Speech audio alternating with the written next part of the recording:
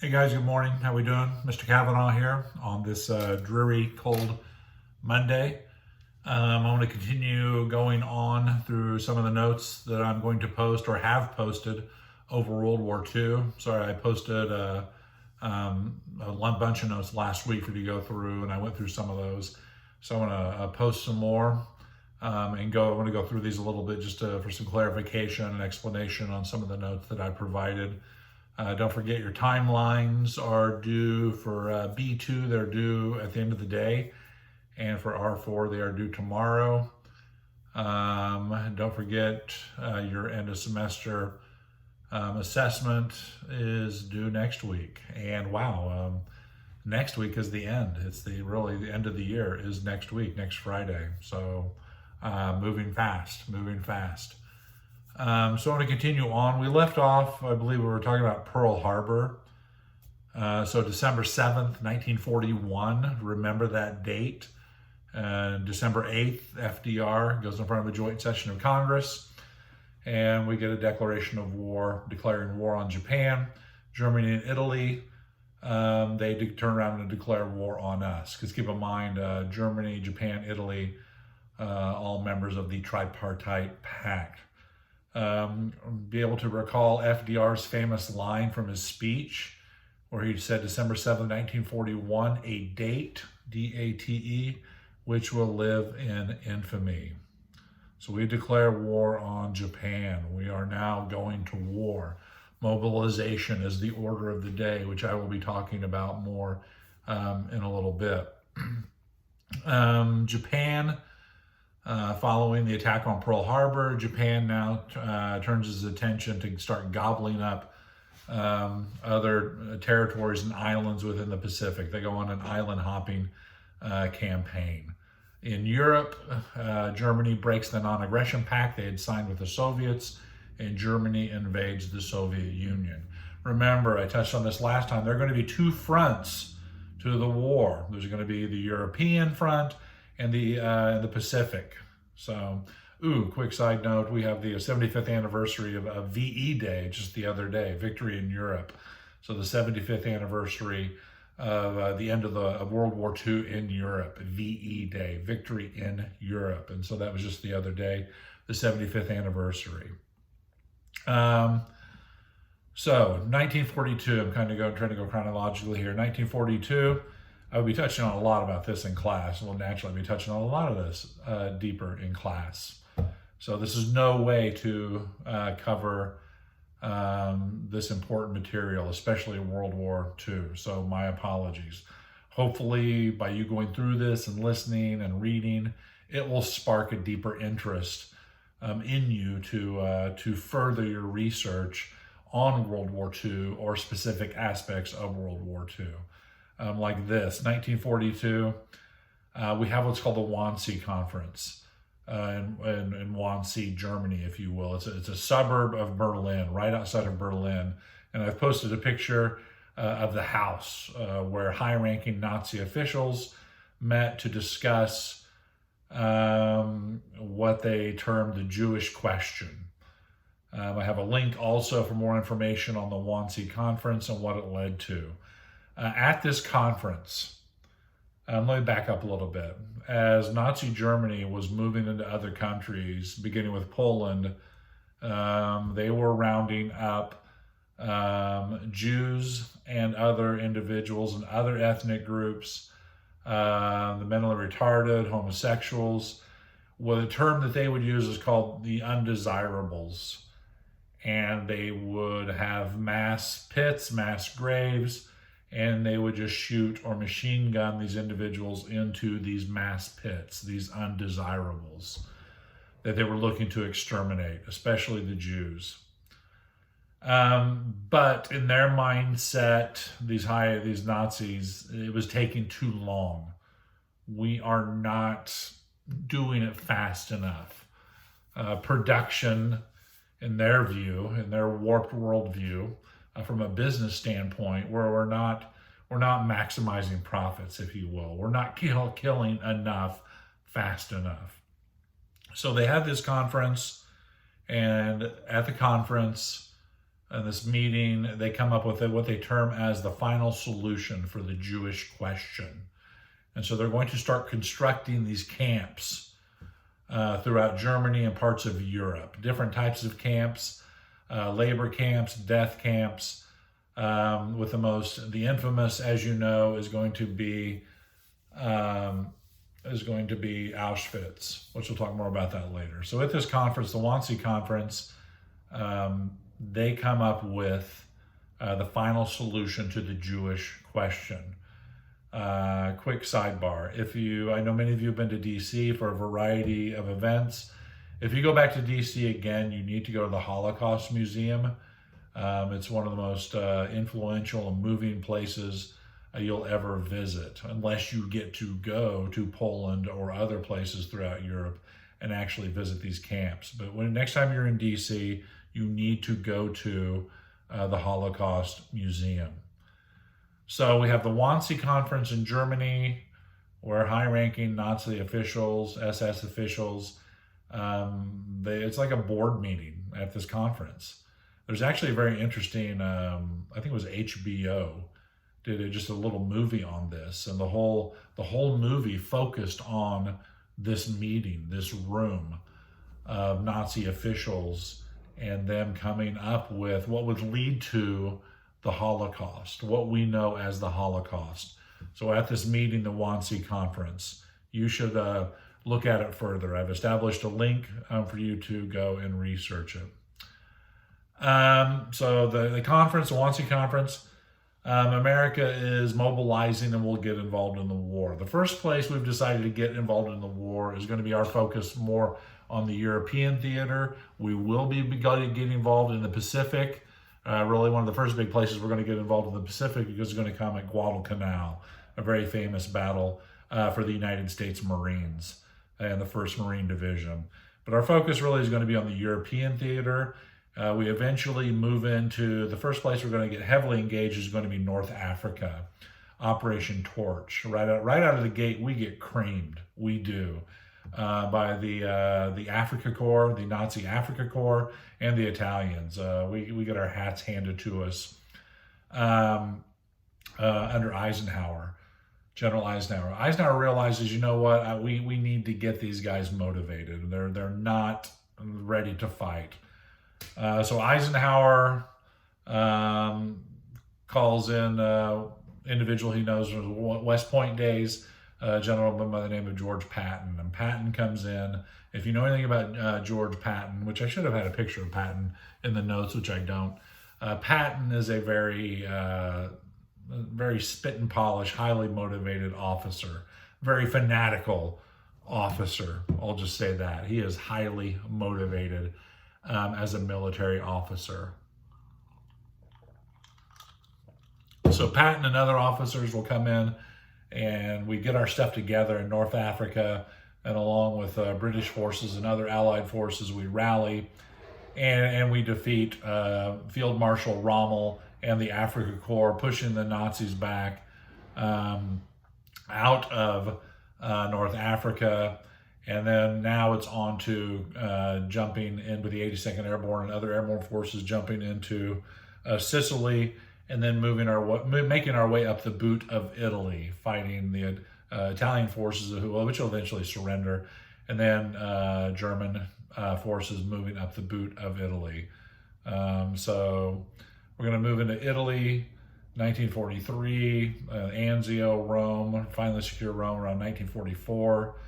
And so, after getting off to a clunky start in North Africa, Allied forces, American, British forces, were able to defeat the Nazi Africa Corps and the Italians in North Africa. At home, President Roosevelt, FDR, issues Executive Order 9066. And this orders the internment of all Japanese Americans, especially on the West Coast, primarily on the West Coast of the United States. The U.S. government is worried that there are numerous spy rings operating within these communities, and they need to be detained. So orders go out You are to report at location X at a certain time, only bring these bags, and you'll be taken via rail to these internment camps, if you will, throughout the Southwest. And you will be detained for the bulk of the war. It's a very, very, dark time in our nation's history. The internment of these Japanese Americans, who the majority of them born in the United States of America. Their only crime is they are of Japanese ancestry. I have posted numerous pictures of what was going on for these individuals. It was very terrible. I mean, many people lost everything. A lot of these Japanese Americans had thriving businesses, farms, ranches, and many of them lost everything because they were interned by their government. They were being held as prisoners with no charges against them. There would be a challenge to this, to their detention, which I'll talk about later. And you get the famous court case, Korematsu versus the United States, brought by a Japanese American gentleman by the name of Fred Korematsu. And I'll come back to that later on. So there is a challenge to their detention. There is a challenge to the detention of these Japanese American citizens. Also in 1942, we get the Manhattan Project, Los Alamos, New Mexico, the Manhattan Project. Early on, before the war, in the initial stages of the war, the rise of Nazi Germany, the famous physicist Albert Einstein communicated with FDR, and he knew the Germans were working on a super weapon, if you will, and we needed to really start doing something here in the United States. It really gets the ball rolling, which leads to the Manhattan Project in Los Alamos, New Mexico, where they were going to try to come up with some type of working device, they called it, some type of weapon of war. The person to head up the program at Los Alamos, which you need to remember this, is the physicist from Caltech, J. Robert Oppenheimer, is the physicist leading the program, and the military officer leading the program is General Leslie Groves. And I have a picture of the two of them at Los Alamos. So that's in 1942. The Manhattan Project, they're looking to create the nuclear bomb, which I will come back to. Also in 1942, a lot going on in 1942. We're going to have what's called the Doolittle Raid. It's going to be led by Lieutenant Colonel Jimmy Doolittle. And the plan is for the Doolittle Raid, we are going to, how we were lucky at Pearl Harbor, our aircraft carriers were not in port that day. They were out to sea on maneuvers and in other locations. What we're going to do is, this is Doolittle's plan. We are going to put medium-range B-25 bombers,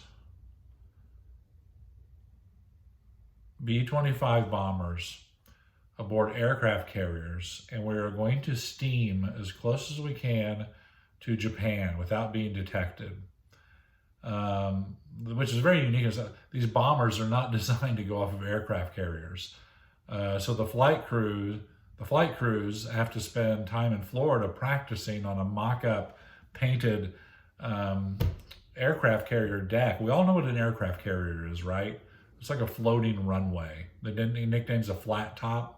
So an aircraft carrier is a floating runway for fighters and fighter bombers, not for these size of bombers. These are too big. But they practice and practice and practice because they need to be able to take off. They don't know if it'll work or not. They have to wait. They have to time it just perfect to take off from an aircraft carrier. You have to gun your engines. First of all, you have to get your aircraft as light as you possibly can, which they do. I mean, they throw everything out they possibly do not need. And then you turn your aircraft carrier into the wind, you're gunning your engines, and you wait for the ship, the bow of the ship, to come up on the wave, and then you gun it. And so as you hit the end of the aircraft carrier and you go off, as the ship is coming up, it will create enough lift to get these bombers into the air. Well, the aircraft carriers are carrying about 16 B-25 bombers. a total of 80 crew members.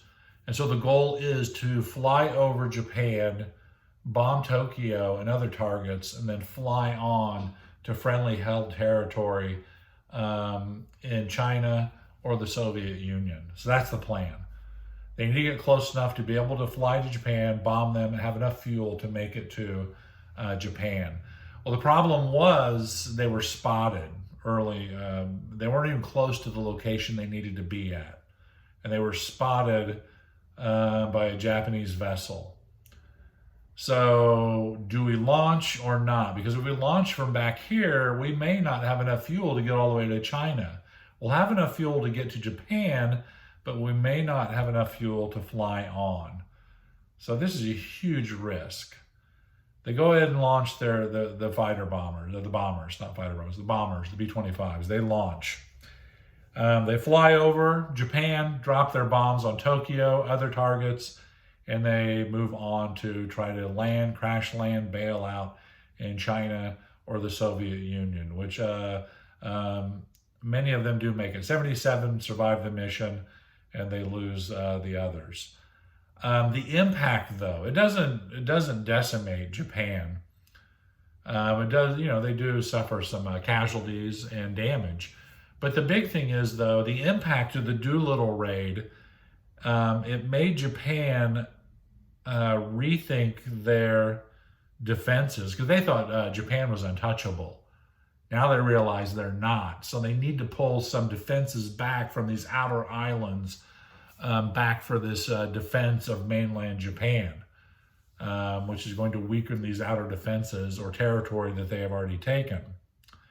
Also, the Doolittle raid, it's a morale booster for people back home who are still highly upset about Pearl Harbor.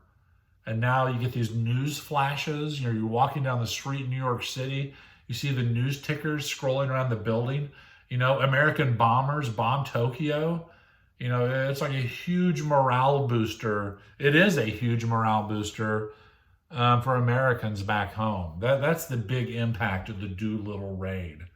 I believe Colonel Doolittle will receive the Medal of Honor, and he eventually advances up the rank to general. So he survives. Colonel Doolittle does. So just an amazing, heroic experience. These individuals on the Doolittle raid. I mean, really suicide mission, if you will. Very heroic sacrifice. And some of these guys not too long ago, they were not in the military. And just to do this. I don't think there may be one or two individuals who participated in this raid still alive today, maybe one or two, but keep in mind, a World War II generation is dying. Many of them are dying every day. They are at that age in the 80s and 90s where many World War II individuals are dying today. So that's the Doolittle raid, 1942. Going on to 1942, June 3 through 6, 1942, the Battle of Midway, the turning point in the Pacific. Midway, as you'll see on my notes, Midway is just a little atoll midway from Pearl Harbor to Asia. There's just a couple of airstrips that we control. Japan wants to take them because you can get your planes on these airstrips. You can control so many square miles, and you can interlock these airfields, and you control the air. You can control the Pacific. We don't know where the Japanese is going to attack. Their next big engagement is going to be, I believe, following Pearl Harbor. We've been able, though, to read the Japanese radio intercepts. We've broken their codes. We're listening to their mail, reading their mail, listening to their radio chatter. They keep referring to a target known as AF. Target AF, target AF. We think it's going to be Midway. So we bait them, the Japanese, and we send out a radio transmission, target Midway Island running short on fresh water. Well, not too long after that, about a week or two later, Japanese radio traffic, it says target AF running short on fresh water. Well, we just determined, we know now that the next attack by the Japanese, the big one's coming to come at Midway. So Admiral Nimitz, who's in charge of the Pacific at the time, we are going to send our carriers and other vessels and lay in wait and set a trap for the Japanese in Midway, which it becomes a horrific naval battle. I mean, but following the naval battle, we are victorious. We do suffer losses. We do lose a major carrier, the Yorktown, and another vessel. So we do suffer losses, but the Japanese suffer greater losses. They lose 4 aircraft carriers and other vessels. And the big thing the Japanese lose, they lose many of their experienced pilots. The big thing about Midway, following the Battle of Midway, the tide of battle starts to turn in the Pacific, where once the Japanese were the aggressors and on the offensive, now we go on the offensive in the Pacific. And we are going to start island hopping to these different islands, making our way towards Japan. So following Midway and the major losses that the Japanese suffer at Midway, they go on the defensive in the Pacific. Now we go on the offensive in the Pacific following the Battle of Midway, June 3 through 6, 1942. So remember that, Midway. So there we are in the Pacific, Midway. Now we start island hopping through the Pacific, but it is going to be a long, hard slog. The Japanese are heavily entrenched on these islands, and they do not want to give up. They will not give up. Actually, for the Japanese soldiers, to surrender is to dishonor yourself and your family. They will fight to the death. They will on these islands. It is going to be a long, hard slog for Allied forces, Army and Marine forces, and Navy forces to dislodge the Japanese from these islands as we begin advancing towards Japan. Beginning with one of our first major engagements, August 1942 in the Pacific at a place called Guadalcanal. Just a very bloody conflict. But this is where the 1st Marine Division makes its name for themselves. So that's what's going on. Also in the Pacific, following the attack on Pearl Harbor, Japanese forces then, we originally thought the Japanese were going to move on the Philippines, but they gave us a head fake and bypassed the Philippines and attacked our fleet at Pearl Harbor. Now, the next day, Japanese forces invade the Philippines. And on December, really, the next couple of days, in 1941, Japanese attacked the Philippines. American and Filipino forces try to hold out, but they are overwhelmed by Japanese forces. American forces are pushed back to the outer limits of the Philippines, to Corregidor. The commanding officer of all forces in the Philippines is a very famous individual by the name of Douglas MacArthur, General MacArthur.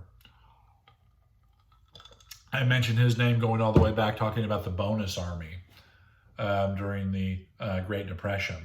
And now MacArthur is heading up forces on the Philippines as the Philippines is about to fall to the Japanese.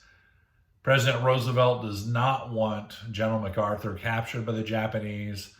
So in the middle of the night, an American PT boat, which is a small, very fast naval vessel, comes in and takes General MacArthur and his family off Corregidor as the Philippines fall to the Japanese. And this is where you have MacArthur, the famous line, "I shall return." And MacArthur is whisked away to Australia as the Philippines fall to the Japanese. And this is where then you have the famous Bataan Death March. Survivors of the American and Filipino Army, approximately 75,000 troops are sent on the infamous Bataan Death March, which lasts between 5 to 10 days, depending on where you join the march. It was horrific. over 70 miles to railway points to be whisked off to POW camps. The treatment was horrendous. Excuse me. Many of the American and Filipino forces that were wounded. They were suffering from malaria, dysentery. Keep in mind, the heat index is well over 100 degrees. They're not provided water, no food, no medical attention. If you could not make it, if you just stopped, they would kill you. The Japanese soldiers would. They would bayonet you. In some cases, they would behead you. If you fell down, trucks would just run you over. To the Japanese, the surrender of American and Filipino forces, or the surrender at all of any enemy forces to the Japanese soldier, it's a sign of you've dishonored yourself. They have no respect for you. You've dishonored yourself. You surrendered, and they do not respect you at all, and they have no problem killing you. And so the Bataan Death March, between 60 and 70 miles. I have a map here on the notes. Approximately 75,000 American and Filipino troops will start on the march. Approximately 10,000 of these American and Filipino soldiers will die along the way, hence the Bataan Death March. And then they'll be taken to these Japanese POW camps where they are horrendous as well. Little to none medical care or food. Punishments are severe, very severe. A movie that I recommend, or a book that I recommend you should check out, is called Unbroken. About a gentleman by the name of, I'm going to butcher his name, it's very difficult to pronounce, Zamperini, who is a bombardier on a bomber in the Pacific, and he's taken as a POW. He's famous because he's an Olympic runner. And then the book is made into a movie, which is very good, but I highly recommend the book. But it's his experiences as a prisoner of war under the Japanese, which is very horrific. So the Bataan Death March, remember that. Oof. Actually, a very famous participant, I shouldn't say participant, I mean, he's not willingly participating. An individual who does the Bataan Death March that we are all familiar with, or some of you may not be familiar with this, but one of our sister schools in the diocese, Cecina Memorial High School, is named after Father Thomas Cecina, who was a military chaplain. So he's a priest in the military. And he was a military chaplain on the Philippines. He was a captain. So he's a military priest, if you will, chaplain. And he was there when the Philippines fell, and Father Cecina made the Bataan Death March. And he spent time in a Japanese POW camp. The Japanese, as the war was coming to an end, the Japanese were moving a lot of these prisoners via ship, and the ship that Father Cecina was on was torpedoed by an American submarine. The American submarine did not know that POWs were on the ship. They just saw the Japanese ship. It was a target, and they torpedoed it. The ship went down in a matter of hours, and reports say that as the ship was going down, Father Cecina was giving the last rites and absolution to his fellow POWs, and he died. So Father Thomas Cecina is the namesake of Cecina Memorial High School on the east side of Indy, one of our sister schools. So when you think of Cecina Memorial High School, think of Father Captain Thomas Cecina and his service in World War II. And I put a link to his bio on the notes as well. I mean, his decorations include the Silver Star, which is the nation's third highest award for valor, following the Medal of Honor and the Distinguished Service Cross. So his decorations were the Silver Star, the Bronze Star, POW Medal, Purple Heart. So Amazing, amazing. Back at home, mobilization continues at home. Everybody has a role to play as we get deeper into the war. We have to transform our whole economy and our whole mindset at home. Mobilization at home. Um, as men and women go off to war, yes, women did go off to war. Um, Housewives and other women came out of the homes and into the factories, and they built everything. Women saved the day. Rosie the Riveter. They build everything that we will need. Men build stuff as well, but Rosie the Riveter becomes, that's the model of the ladies that come out of the house. So as men and women went off to war, ladies come out of the households and they go into the factories, producing everything that we will need to fight this war. Factories that produced automobiles and other appliances, they will be transformed into factories to produce weapons of war. And no longer will they be producing Cadillacs. They'll be producing tanks or airplanes or machine guns. And the women play the major role in doing this. Everybody has a role to play. Sacrifice is the order of the day. So Rosie the Riveter, also at home. I mean, everything goes to the war effort, first and foremost. And everything is rationed at home for everybody. Gasoline is rationed. You can't just go down the corner now and fill up. You get these ration books and these little ration cards, and they keep track of how much fuel you can have and what you can use. Everything is rationed. You're encouraged to grow victory gardens at home, subsistence farming to provide for yourself at home, grow your own gardens, grow your own food, because all the major farms and fields, everything needs to, imagine feeding an army, a navy, feeding all of these troops.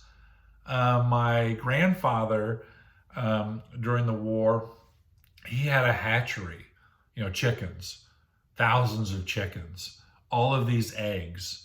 And that went towards the war effort. For his trucks, for his operation, they got extra ration books because his operation, in a sense, was vital to the war effort. So everything was rationed. You would go without because everything went towards the war effort. Sacrifice was the order of the day, which we could use a little bit of now. That's another story. Actually think about that. Are we sacrificing enough right now about our fellow humans during this pandemic? Are we asking too much just to people to relax and stay away from each other and out of restaurants? That's another story. So sacrifice is the order of the day as we mobilize even greater to go to war. Look over these notes, watch the video of these notes as you go through them, a greater understanding. If you have questions over anything that I've talked about or looking at the notes, please get back to me with any questions that you may have. Again, if you're able to, I want you to view Saving Private Ryan. It is a perfect depiction of sacrifice, something greater than yourself. Have an excellent day. Kavanaugh out.